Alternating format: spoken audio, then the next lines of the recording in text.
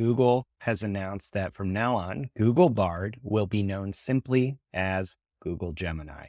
Now, in tandem with this renaming, Google announced Gemini Advanced, which is a paid subscription tier for $19.99 per month that gives you access to Google's most powerful model, Gemini Ultra. Now, with Gemini Advanced, you get access to what they're calling Ultra 1.0, which will also be available soon in Google Docs, Gmail, and other apps. Now, according to Google, quote, Gemini Advanced is far more capable at reasoning, following instructions, coding, and creative inspiration. Now, early tests seem to indicate that that's pretty true. Warton professor and AI expert Ethan Mollick, who has had beta access to Gemini Advanced for about a month, he wrote a post in which he said that Gemini Advanced is clearly a GPT-4 class model. And he notes that while Gemini Advanced doesn't obviously blow away GPT-4, it is roughly equivalent, though it has its own strengths and weaknesses. Now, right now, you can get 2 months free when you sign up for a Gemini Advanced subscription. But if you don't want to pony up $20 a month, you can still use a weaker version of the Gemini family of models, Gemini Pro, simply by going to gemini.google.com. You can use that totally for free. So Paul, first step is Gemini Advanced / Gemini Ultra. Finally, the GPT-4 competitor that we've been waiting for. It does seem to be, so we did our podcast last week on Monday, which would have been, I think we recorded on the 5th, if I'm doing my math right. And then we had an intro to AI class last week on Thursday, I want to say, and we had like 1,800 people registered. And that morning at like 8 a.m., I was at the cafe. I was at Joe's Deli, one of our favorite spots around town, and drinking a coffee. And I was getting ready for the intro presentation. And I see the tweet alert, like Gemini Ultra now available. I was like, man, I still got to build this deck. And so I kind of raced in and created an account, got the subscription on my Gmail because you can't get it through your corporate account yet. And I started kind of playing around with it. So, I just kind of threw my morning for a nice wrinkle that day. But I wanted to kind of take a step back because honestly, this is so confusing. Like, which Gemini models do we have? What's it called? When did they come out? Which ones are available? Which ones aren't? So I actually went back to our notes. And again, we've been talking about this. I feel like I actually went back to last week's podcast brief that Mike and I have before we go on. And I was like, didn't we talk about this last week? And then I realized like, oh no, it came out after the fact, but we had alluded it might. So December 6th, we'll rewind here. So like 2 months ago and 6 days, 2 months and 6 days ago, Google announced Gemini. So on December 6, 2023, a blog post from Sundar Pichai, the CEO of Alphabet and Google, and Demis Hassabis, the lead of Google DeepMind and kind of the head of AI at Google. So they did a joint blog post announcing that Gemini was coming. So and I think Gemini Pro maybe became roughly available that day. This is, again, where it gets really confusing. But I thought it would be helpful to take a step back real quick and get the context of what exactly is going on with Gemini. Why is this a big deal? So in that blog post, which we will put in the show notes if you didn't read it, it starts with perspective from Sundar, and then it has perspective from Demis. And so Sundar says, every technology shift is an opportunity to advance scientific discovery, accelerate human progress, and improve lives. I believe the transition we are seeing right now with AI will be the most profound in our lifetimes, far bigger than the shift to mobile or to the web before it. AI has the potential to create opportunities from the everyday to the extraordinary for people everywhere.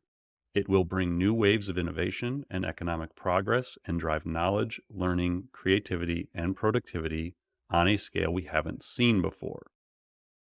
He then goes on to say, now we're taking the next step on our journey with Gemini, our most capable and general model yet, with state-of-the-art performance across many leading benchmarks.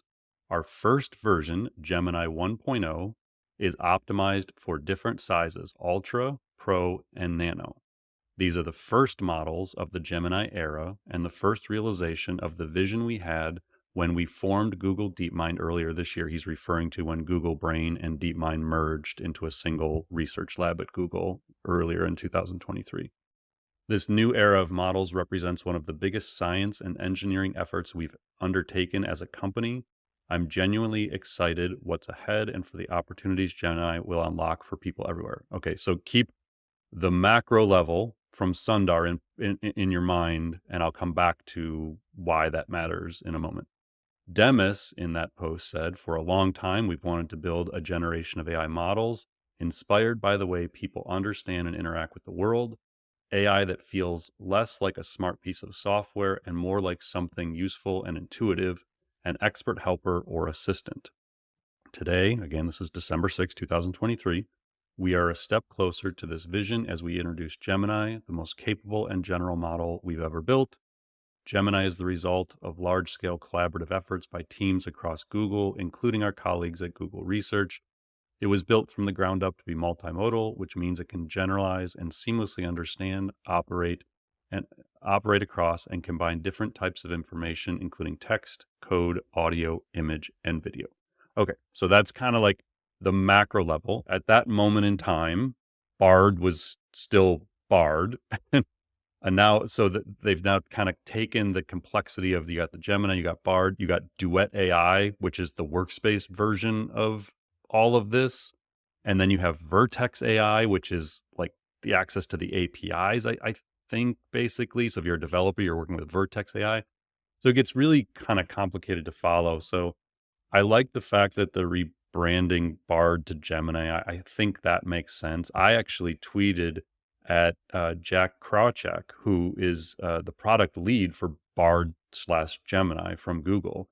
He's very active on Twitter. I would highly recommend following him. It's just at Jack K. And he's very engaged with users, and he's constantly asking for feedback on Bard/Gemini. So he's a good guy to follow. But I actually asked him, I said, I like the rebrand. Is there any plans to, when I say, I like the rebrand Gemini, now can we change Duet AI for Workspace to Gemini for Work and clear up all the confusion? And he said, yes, part of AI Premium will be access to Gemini in Gmail and Docs, formerly known as Duet AI. So as of this moment, Duet AI is still the Workspace brand, as far as I know, at least when I looked this morning. But it sounds like they're going to drop that as well and just go with this Gemini brand. So I did subscribe through my personal Gmail. So I have access to Gemini Advanced now, which again is using their Ultra 1.0 model. It also is available on my iPhone. So I have the Google app, and you can now just toggle between regular Google search and Gemini Advanced, which is kind of slick. So I like that. And I know on Android, you can get an app dedicated to Gemini. So you can definitely get in there and start doing it. They're giving you 2 months free. They're trying to get user trials here. So it's $19.99 a month, but you get 2 months free. It seems like initially the main differentiator is that you can connect it to Google Flights, Google Hotels, Google Maps, Google Workspace, and YouTube. So there's what they call extensions, and you can turn these on. Now, I will say, when you turn them on, they are very clear that they are going to use what you give them. So you actually, their privacy statement says, please don't enter confidential information in your conversations or any data you wouldn't want a reviewer to see or Google to use to improve our products, services, and machine learning technologies. And there's literally a warning that pops up at the top of your Google Advanced screen that says, your conversations are processed by human reviewers to improve the technologies powering Gemini apps. Don't enter anything you wouldn't want reviewed or used.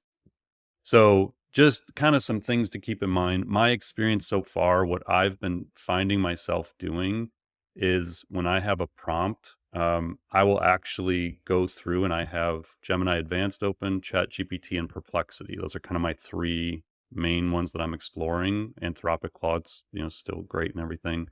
But those are the 3 I'm playing with. And so I will often actually give the same prompt to all 3 of them. And I will kind of see on an ongoing basis how they perform against each other in certain scenarios. So I don't have enough deep research yet, not like Ethan Mollick's article.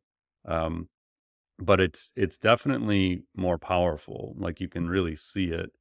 And so, like, my final thought here is when we go back to that context of what Sundar and Demis wrote on December 6th when they introduced Gemini, it really sticks in my mind because at the end of Ethan Mollick's post, if you hung around for the close, he said that the question of why it doesn't clearly beat GPT-4 is really interesting and perhaps consequential. Now, again, keep in mind, GPT-4 is now been in the world for almost a year. It was March 2023, and it was built, it was finished 7 months before it came out.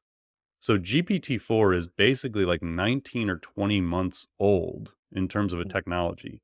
So the fact that Google couldn't beat it is kind of weird. With as fast as this stuff advances and improves, that GPT-4 is still the top model after almost 20 months in existence is really perplexing, honestly, like if you think about it. And so Ethan presented 4 potential scenarios as to why that is, that Gemini Ultra isn't clearly beating GPT-4 yet. So he said, 1, GPT-4 class models are about as good as AI gets using large language model technology, suggesting that the exponential change in AI capabilities is ending. He says, I think this is unlikely, but possible. Number 2, Google needed a model to compete with GPT-4, so they trained up Gemini to that level and stopped. More advanced models are coming soon. 3, OpenAI has some special sauce that no other company can replicate, and they are the only ones who can easily achieve GPT-4 plus abilities.